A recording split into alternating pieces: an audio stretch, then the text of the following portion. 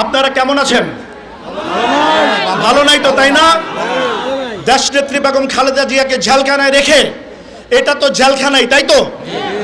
ওনাকে আমরা কারারুদ্ধ অবস্থায় রেখে আমরা কি ভালো থাকতে পারি? আমরা ভালো থাকতে পারি না। বাংলাদেশের কোনো মানুষ দেশনেত্রী বেগম খালেদা জিয়াকে কারাবন্দি রেখে ভালো থাকতে পারে না, ঠিক কিনা ভাইয়েরা? দেখেন, আমরা বলতেছি আমরা আন্দোলন করব, আমরা সংগ্রাম করব, আমরা আন্দোলন সংগ্রামের মাধ্যমে দেশনেত্রী বেগম খালেদা জিয়াকে মুক্ত করব।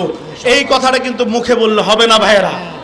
আন্দোলন সংগ্রাম গিয়েছে, দেশনায়ক তারেক রহমান আন্দোলনের ডাক দিয়েছেন। সেই আন্দোলন আপনারা অতীতে দেখেছেন।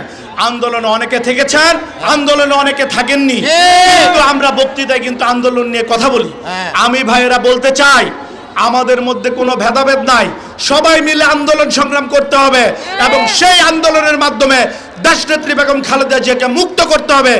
আজকের এই প্রোগ্রামে আমাদের এটা প্রতিশ্রুতি হওয়া উচিত, ঠিক কিনা ভাইরা? মুক্তি মুক্তি মুক্তি চাই, মুক্তি মুক্তি মুক্তি চাই, খালেদা জিয়ার মুক্তি চাই। এই কথাটা মুখ দিয়া বললে হবে না, এই কথাটি মনে প্রাণে অন্তরে ধারণ করতে হবে ভাইরা। আজকে আমাদের প্রধান অতিথি গয়েশ্বর দে এখানে আছেন, আপনারা ওনাকে দেখিয়ে দেন।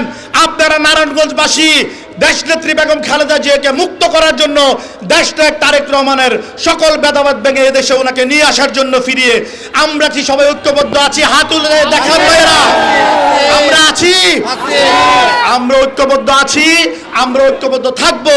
যেই আন্দোলনের ডাক দিয়েছেন দেশনায়ক তারেক রহমান, সেই আন্দোলন সংগ্রামের মাধ্যমে সেই আন্দোলন চলছে, সেই আন্দোলন চলবে। এই স্বৈরাচারী হাসিনা সরকারের যতদিন পর্যন্ত পতন না হবে, এই আন্দোলন সংগ্রামের মাধ্যমে দেশনায়ক তারেক রহমানের নেতৃত্বে এই স্বৈরাচারের পতন করবে ইনশাল্লাহ। এবং এদেশের নেতৃত্ব দিবেন দেশনায়ক তারেক রহমান, এদেশের প্রধানমন্ত্রী দেশনায়ক তারেক রহমান নেতৃত্ব দিবেন। দেশনেত্রী বেগম খালেদা জিয়াকে কারাগার থেকে মুক্ত করবে ইনশাল্লাহ। এবং সেই যুদ্ধে আমরা নারায়ণগঞ্জবাসী সর্বোচ্চ ভূমিকায় থাকবো ইনশাল্লাহ, ঠিক কিনা ভাইরা? আমরা ছিলাম নারায়ণগঞ্জ, আমরা থাকবো। এদেশের প্রতিটি আন্দোলন সংগ্রামে, এই স্বৈরাচারকে দমনের আন্দোলন সংগ্রামে নারায়ণগঞ্জ সর্বোচ্চ ভূমিকা নেবে, সেই আশাবাদ ব্যক্ত করে সবাইকে এখন আবারও রক্তিম শুভেচ্ছা জানিয়ে আগামী দিনে আন্দোলন সংগ্রামে রাজপথে থাকার জন্য আবেদন করে এখানেই শেষ করছি। সবাই ভালো থাকবেন। বাংলাদেশ জিন্দাবাদ, বাংলাদেশ জাতীয়তাবাদী দল জিন্দাবাদ, শহীদ অমর হোক, দেশনেত্রী বেগম খালেদা জিয়া জিন্দাবাদ।